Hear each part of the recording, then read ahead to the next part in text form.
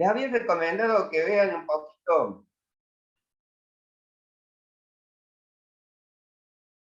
poquito las fotocopias de la segunda unidad, ¿no es cierto? Tanto que se las pasé por WhatsApp, como la que tienen que bajar, ¿no es cierto?, del aula virtual de la facultad. Porque justamente ahí están los principales desarrollos que los textos, ¿no es cierto?, no permiten formular como la teoría.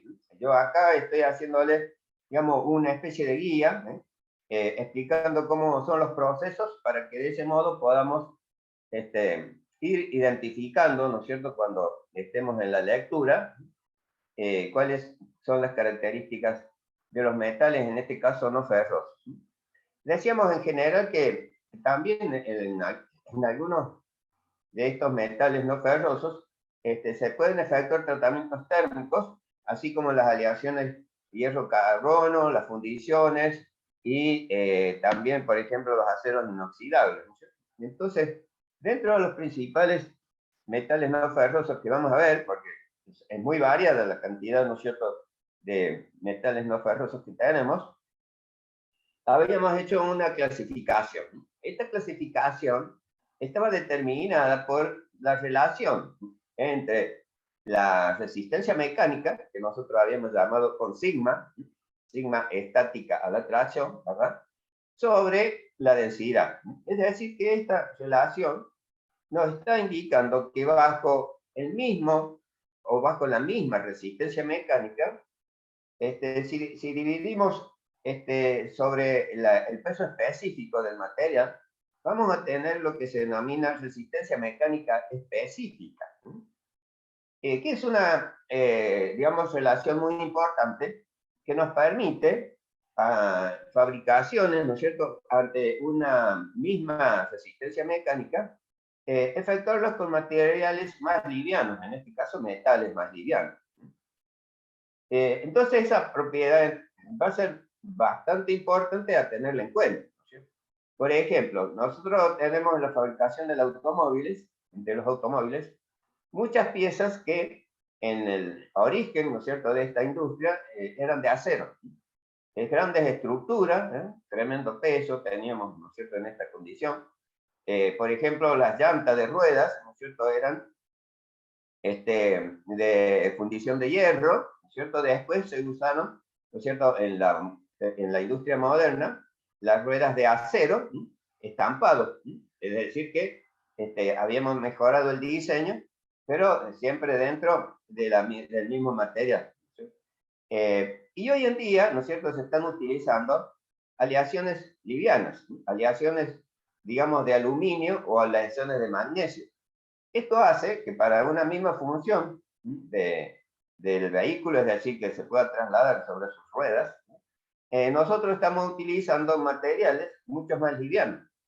Consecuentemente, ¿no es cierto?, estamos obrando, ¿no es cierto?, en el sentido de que el bajo peso de la unidad del auto, ¿sí?, va a redundar en una economía en el combustible, es decir, que va a ser menos gasto de combustible para trasladar, ¿no es cierto?, las unidades, y de este modo, lógico, se va a ir modernizando permanentemente la tecnología. También en los autos antiguos, ¿no es cierto?, se usaban las defensas, o sea, los paragolpes, con grandes estructuras, una lámina de acero de un buen espesor, ¿cierto? Y lógicamente porque era una defensa, pero para el vehículo, ¿no es cierto?, la defensa. Es decir, que si podíamos chocar hasta con una máquina ferroviaria, ¿no es cierto?, y íbamos a tener, digamos, un rebote bastante importante y prácticamente podemos decir, zafando las distancias, ¿no es cierto?, que el vehículo no se destrozaba totalmente, ¿no? En cambio, ahora los autos modernos tenemos las defensas, que es una lámina plástica. Lógicamente, volvemos a la condición, ¿no es cierto?, que aliviar el peso significa economía en el combustible. No obstante, ahora dejé de hablar de metales, ¿no es cierto?, de metales no ferrosos, pero estoy hablando de que la diferenciación de hacer una defensa plástica respecto de las de acero que se construían antes. Además de ese bajo peso, estamos también obrando sobre la seguridad, ¿no es cierto?, del vehículo, porque el polímero, el plástico, la energía, ¿no es cierto?, cinética que puede tener un vehículo, si impacta, absorbe, ¿no es cierto?, deformándose con cierta facilidad esa defensa, y hace que a nivel seguridad, por ejemplo, el habitáculo del vehículo no sufra mucha deformación, por lo tanto, el conductor o los que se conducen en el vehículo, ¿no es cierto?, tengan menores riesgos, digamos, de accidente. Por supuesto que siempre hay los límites, ¿no es cierto? Si vamos a gran velocidad, hoy en día de los autos no queda nada, ¿no es cierto? Pero así todo, la defensa, el paragolpe y las estructuras también, ¿no es cierto?, se han dinamizado, digamos, para que la seguridad también tenga una importancia interesante, ¿no es cierto?, a nivel de los participantes, ¿no es cierto?, del vehículo, de un vehículo en general. Entonces, lo tenemos en cuenta ahora en este caso de cómo tenemos que organizar nuestros conceptos, ¿no es cierto?, para ver las características y propiedades de los metales no ferrosos. Y habíamos visto una clasificación fundamentalmente en base a esta resistencia mecánica específica, hablando de aleaciones livianas, aleaciones que se pueden considerar pesadas, ¿cierto?, y las aleaciones super aleaciones o especiales. Entonces, dentro de las aleaciones livianas hablábamos del aluminio, el magnesio, el titanio, berilio, entre otros, ¿cierto? Dentro de las aleaciones pesadas, ¿cierto?, estamos hablando del cobre y sus aleaciones. Y siempre comparado o en referencia a lo que ya conocemos, es decir, al hierro y sus aleaciones, ¿verdad? Entonces, el hierro, decíamos, tiene un peso específico de 7,87, mientras que las aleaciones livianas que habíamos mencionado normalmente están por debajo del 2,5%, es decir, un tercio de, de este peso específico. Y en la relación a los metales de cobre y sus aleaciones, estamos hablando de un peso específico de casi 9, o sea, 8,9, perdón, 9,8 el porcentaje, ¿cierto? O sea que bastante importante. Y después, dentro de las aleaciones especiales, en principio, son tres, que son las aleaciones inoxidables, como la palabra lo indica, son aptas para evitar, digamos, la oxidación en las construcciones. Normalmente estamos hablando de que soportan altas temperaturas de trabajo, ¿no es cierto?, sin que se reaccionen, ¿no es cierto?, con el oxígeno que produce la desintegración del metal, ¿no? Después tenemos las aleaciones anticorrosión. Lógicamente estamos hablando de aquellas que se preparan para resistir, ¿no es cierto?, la acción química que produce oxidación sobre los distintos particulares. Normalmente podemos hablar de, por ejemplo, en la construcción de plantas químicas, ¿no es cierto?, donde se utilizan distintos tipos de ácidos o elementos cáusticos, ¿no es cierto?, como la soda cáustica y demás, que pueden producir reacciones bastante profundas, ¿no?, corroyendo el material, o sea, degradándolo y, lógicamente, de la destrucción del material. Y después tenemos las refractarias, que son utilizadas, ¿no es cierto?, como aislantes en distintos hornos, por ejemplo, ¿sí?, porque necesitan trabajar bajo condiciones extremas, entonces también están compuestas por distintos elementos de aleación. En estos casos, normalmente, son muchos los elementos de aleación que se utilizan para hacer un mismo tipo de material, entonces, refractario, ¿no es cierto?, en este caso. Entonces, ahora vamos a comenzar a ver los metales no ferrosos a partir de esta clasificación, comenzando por el aluminio y sus aleaciones. Entonces, espero que se vean, ¿no es cierto?, si está bien.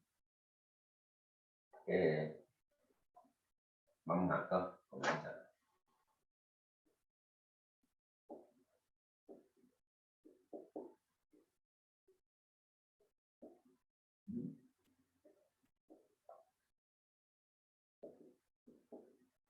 Aluminio. ¿Eh?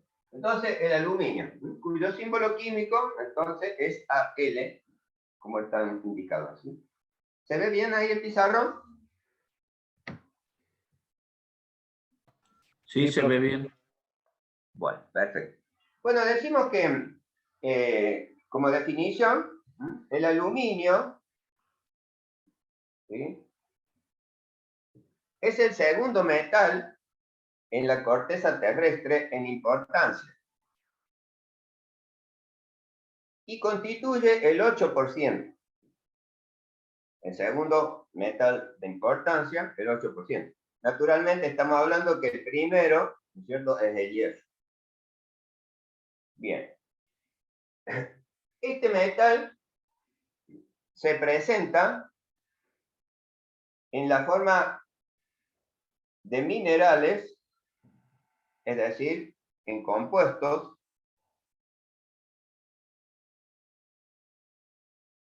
cuyo principal mineral es la bauxita. Entonces, acá vamos a poner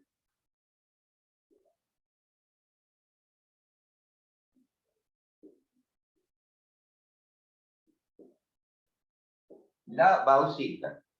Este mineral bauxita, ¿no es cierto?, está compuesto por óxido de aluminio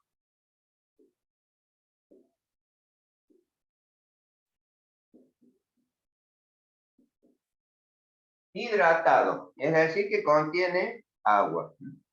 Esa sería la fórmula química de la bauxita, ¿sí? Fundamentalmente, ¿sí? En este mineral, el óxido de aluminio, se encuentra entre un 40 a 60%.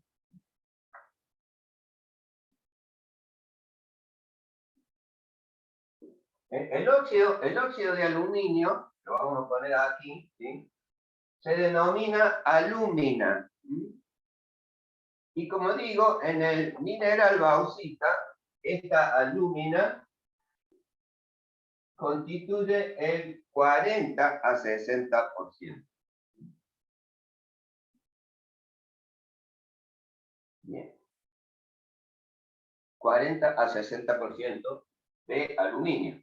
Vamos a poner.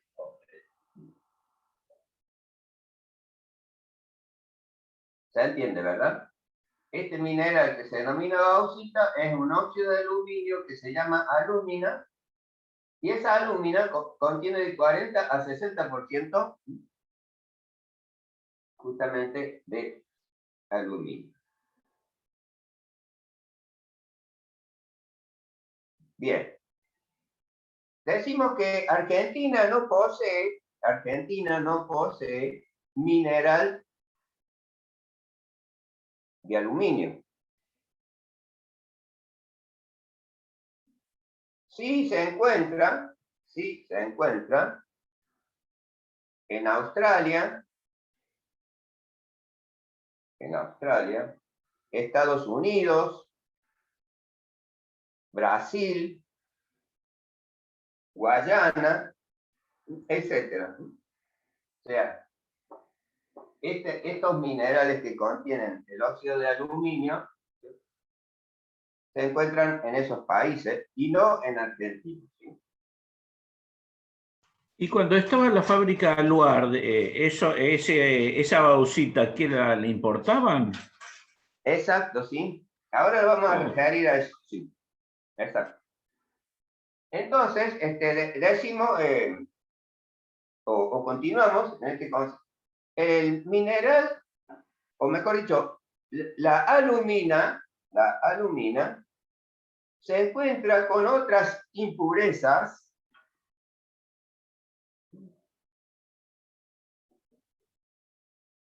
como el hierro, el cobre, la sílice la sílice, y el titanio. O sea, en el mineral hay impurezas, ¿no es cierto? Esas impurezas son hierro, cobre, sílice, o sea, el óxido de silicio, y titanio.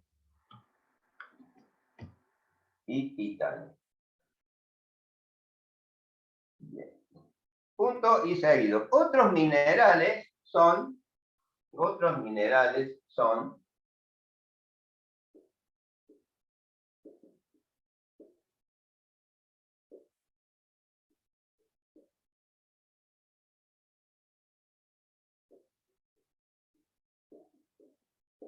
la bohemita, acá estamos mencionando, el diásporo y la gipsita. Esos son otros minerales que también contienen alúmina, ¿sí? También contienen ¿Cómo es el alúmina. último, profe? ¿Eh? ¿Cómo se llama el último?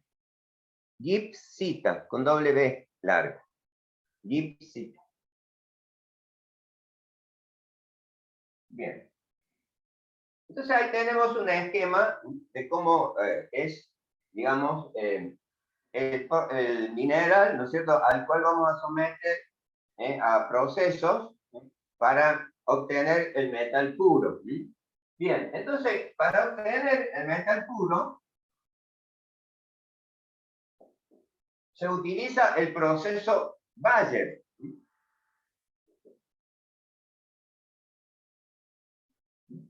Y si es Bayer, como decíamos, es bueno, ¿no? Entonces, nosotros vamos a utilizar para obtener, ¿cierto?, aluminio puro, en primer lugar, el proceso Bayer, que se trata de que la bauxita,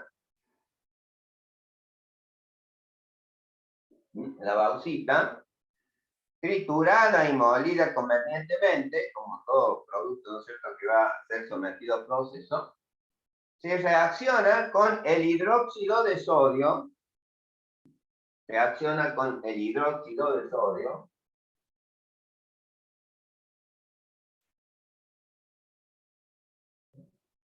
lógicamente en instalaciones adecuadas, generando, el hidróxido de sodio es la soda cáustica, ¿sí?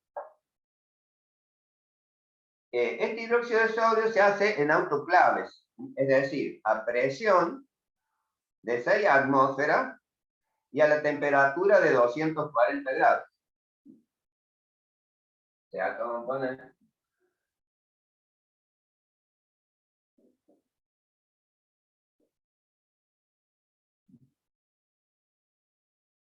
Y de aquí se va a obtener, ¿no es cierto?, un barro, un lodo de color rosa, un barro de color rosa, que se va a decantar en piletones, ¿sí?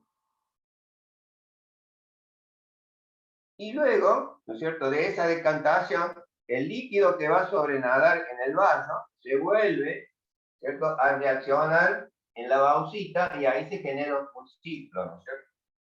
Pero el barro que queda abajo se lo lava, es decir, se lo hidroliza y se lo filtra, y posteriormente, ¿no es cierto?, de ese filtrado se obtiene el hidróxido de aluminio. El hidróxido de aluminio, entonces, es aluminio, hidrógeno, oxígeno 3. Entonces, es justamente el que conocemos como hidróxido de aluminio.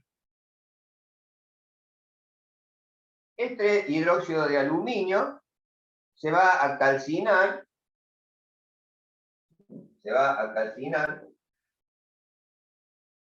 a 1200 grados centígrados,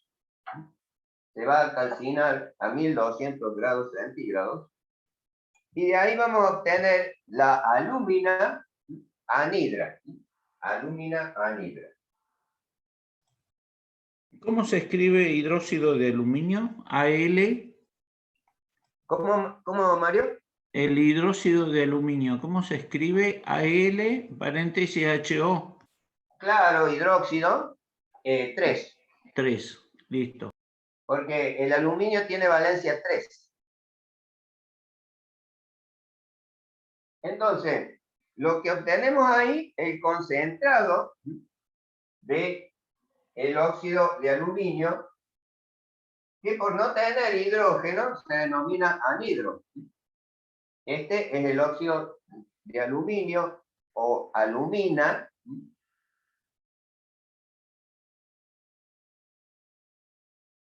anhidro, ¿sí? Bueno, o sea que acá hemos concentrado mediante este proceso Bayer el óxido de aluminio o alúmina, ¿sí? Muy importante que recuerden el concepto, que lo hemos puesto acá, ¿no? Alúmina.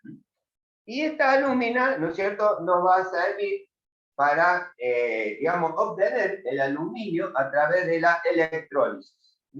Nosotros, como hacía referencia Mario, ¿no es cierto?, compramos la alúmina ya tratada en el proceso Bayer, y en Puerto Madryn, en el Chubut, ahí tenemos las instalaciones de Aluar, ¿no es cierto?, que produce el aluminio. Bien, entonces, para obtener el aluminio puro, vamos a obtener el proceso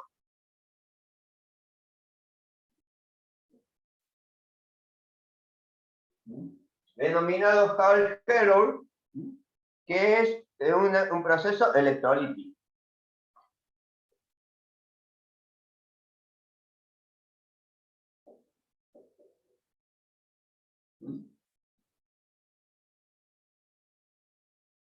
Entonces, este proceso, como toda investigación, estos son dos investigadores, ¿no es cierto?, de Estados Unidos y de Francia, que contemporáneamente, mediante la electrólisis, descubrieron de cómo obtener aluminio puro. Eso fue a fines del siglo XIX, que por la, lógicamente, elevada producción de electricidad comenzó a desarrollar este sistema. Bien, voy a sacarle una fotito, así después se lo saco, le paso eso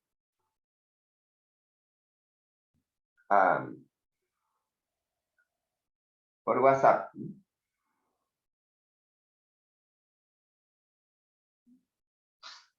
¿Se entendió, verdad?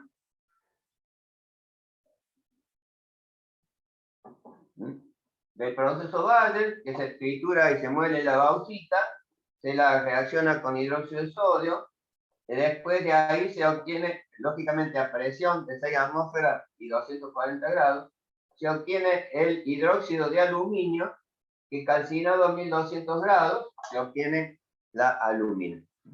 Bien.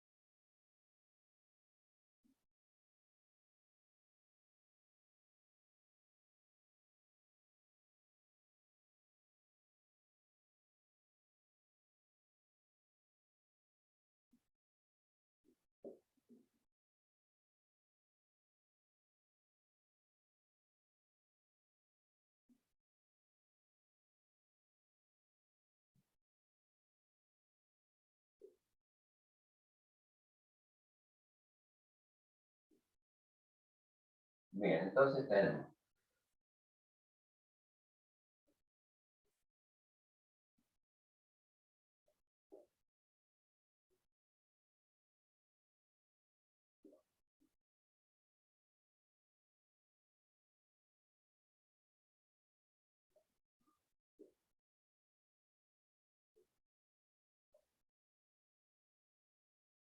Bien, entonces acá tenemos.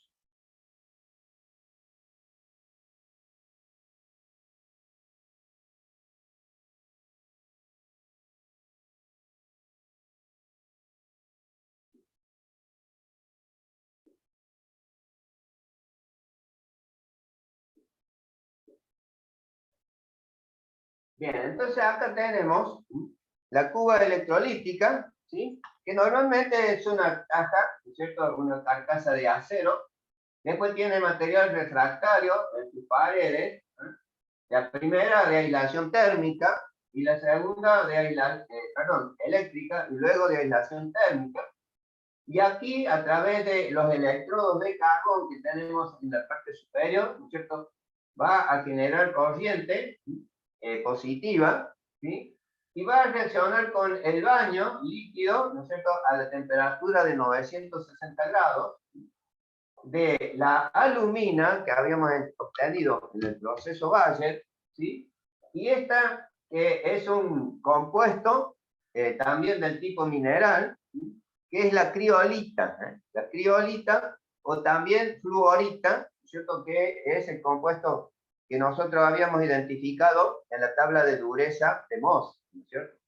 Entonces, esta fluorita es un fluoruro doble de aluminio y sodio. El flúor, ¿cierto? Es con F, el símbolo químico. Aluminio, flúor 3 y flúor sodio, 3 moléculas, porque el flúor y el sodio tienen valencia 1. Entonces, en la placa del fondo, que es una placa de carbón, ¿cierto? En el piso de la cuba, constituye el polo negativo o cátodo, ¿sí? Y aquí se deposita el aluminio en estado líquido, puro, ¿no es cierto? Que tiene el 99,99 de pureza. ¿Se entendió, verdad? ¿Mario? Sí, sí, sí, se entendió. ¿Y ¿Estuvo esa usted por allá? fluorita tiene que ver algo con el mineral ese que hay acá en Córdoba, que es de color violeta? ¿O? Es un óxido, ya lo vamos a ver. Muy bien, está Ah, bien bueno. informado, Mario. Perfecto. Es el óxido de aluminio o corindón. Cuando, de acuerdo al color, ¿no es cierto? Puede ser rubí, topacio, amatista, esmeralda. ¿No? Es Buenísimo. óxido de aluminio. Ya vamos a ver las características. Bueno, entonces, este es el proceso que hacemos en Puerto Madryn. Allá hay muchas cubas, ¿no es cierto? Y se produce aluminio puro, o sea, en lingotes. Normalmente hay un lingote aproximadamente de 200 de diámetro, milímetros, ¿no es cierto? O sea, una barra. Pero también se fabrican aleaciones directamente de aquí de Puerto Madryn, en Alvar. En Alvar. Para obtener una tonelada de aluminio a partir de la bauxita, nosotros vamos a utilizar entonces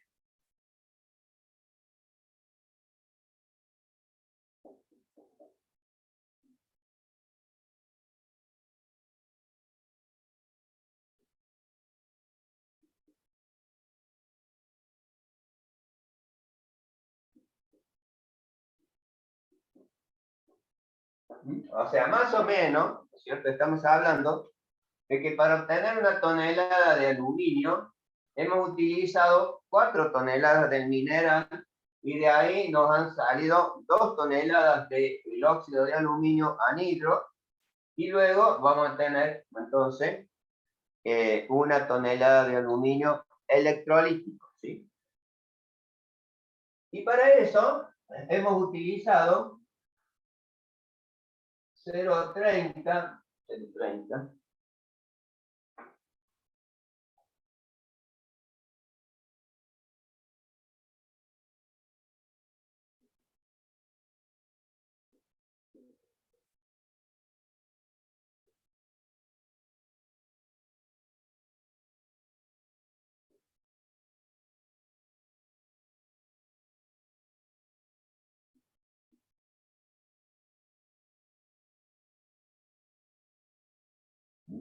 Y para eso entonces vamos a obtener aproximadamente 0,30 toneladas de combustible líquido, fuel oil, 0,45 toneladas de carbón y 13.000 kilowatts por hora de energía eléctrica. Por esa razón, ¿no es cierto?, nosotros ahí en Puerto Madryn tenemos abastecimiento de energía, o sea, no en Puerto Madryn, sino cerca. No me acuerdo cómo es el lugar donde están los generadores. Y de ahí entonces... Y debe ser el Chocón lo que debe tener cerca. ¿Cómo, El Mario? Chocón. Claro, exacto. Exacto, no me salí. No. Exacto. Entonces, de ese modo, ¿no es cierto?, vamos a tener la fabricación, como decía, en aluar. Bien. Bueno, entonces ahí tenemos. Ahora vamos a hablar de las características del aluminio, ¿sí? Bueno, el aluminio en estado natural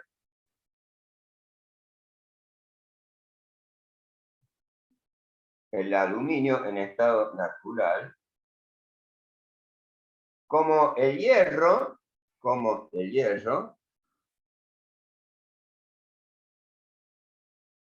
no se encuentran libres en la naturaleza, pero abundan sus combinaciones.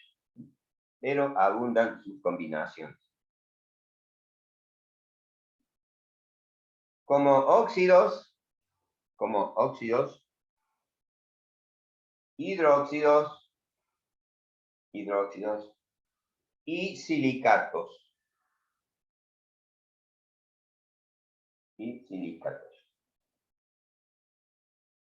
Punto y aparte, como óxido constituye el corindón.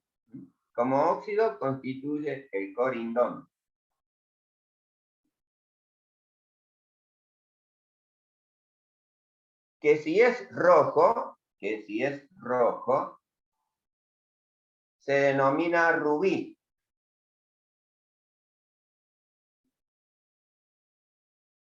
Si es azul, zafiro.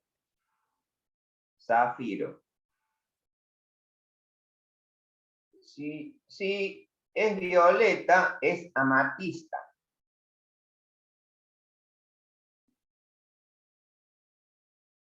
Amarillo es topacio. Y verde, esmeralda. Es una frase típica también, ¿no? El verde es esmeralda. Bien. Punto y seguido. El esmeril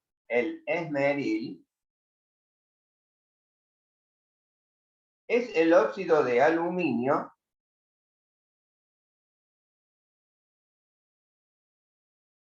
teñido con óxido de hierro.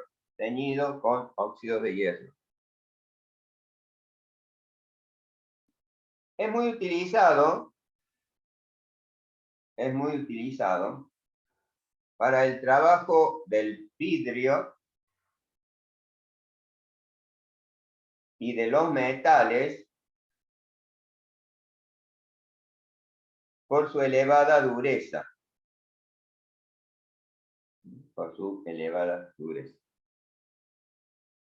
Bien. Punto y aparte. Como cualquiera que pueda tener una piedra en la casa. ¿Cómo? Como cualquiera que tenga una piedra con motor en la casa. Exacto. Es la piedra esmeril, muy porosa, negra, ¿no es cierto? Es óxido de aluminio que como el corindón, ¿no es cierto?, tiene gran dureza, y se la mezcla con óxido de hierro, ¿no es cierto?, para aportarle un color. Hay piedras esmeriles blancas que son directamente óxido de aluminio puro. Después hay otras que se le agregan otros elementos, como puede ser de color verde, que se utiliza mucho para el acero inoxidable. Las piedras esmeriles verdes. y hay un sinfín, ¿no es cierto?, de distintos tipos de piedras efériles. Normalmente se utilizan como herramientas o las ruedas abrasivas para los certificadores. ¿Es por eso que se le llama también carborundum o algo parecido? Claro, el carborundum Vendrá de normalmente Corindón. es carbono y tungsteno. No es precisamente óxido de aluminio. Bien. Es carburo de tungsteno. Sería una cementita, pero en vez de ser de hierro, es de tungsteno. Bien. Bueno, entonces como hidróxido, el compuesto principal o importante